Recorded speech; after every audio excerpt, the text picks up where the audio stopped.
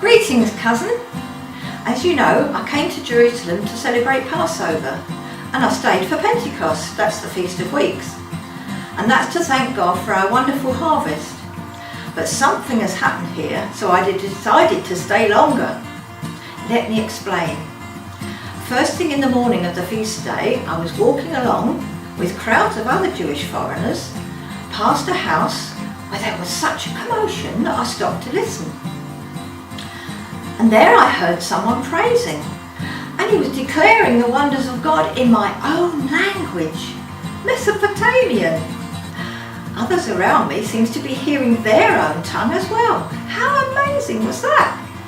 What an attention getter. However, some seemed to be saying that they were drunk, but a man called Peter stood up and explained that it was only 9 in the morning and they were fasting anyway at their early prayer meeting. No, it was the promised Holy Spirit, he said, that had been foretold by the prophet Joel.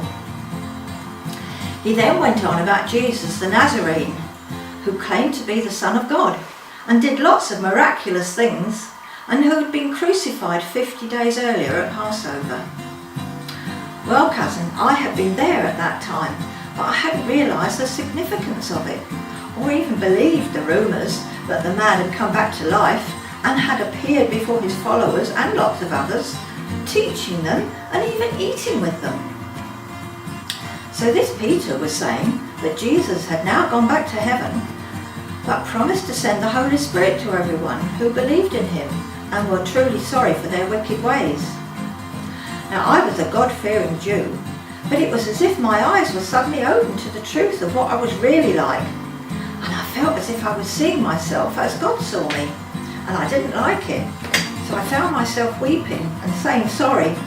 I even fell on my knees in the dust, and I didn't care what anyone else thought, although I think others were doing the same. After a while, I found myself laughing uncontrollably, and as I stood up and hugged the man next to me, and we jumped around together like a couple of madmen, as if we were now drunk. One of the disciples came over and explained that we also had received the gift of God's Holy Spirit, and I realised there were hundreds, no, thousands of us, all in the same boat. Wow! Well, since that day, we've all been meeting and eating together and hearing all the things that Jesus told his friends while he was with them. It's mind-blowing. I should never be the same, you know.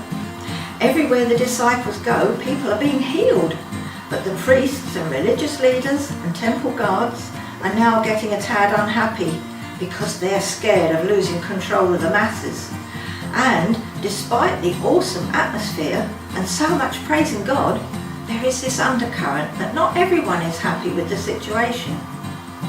So I think it's time I made my way home soon, but I am a different person now, which is why I'm sending you this message so you can be prepared for anything I might do or say when I get back.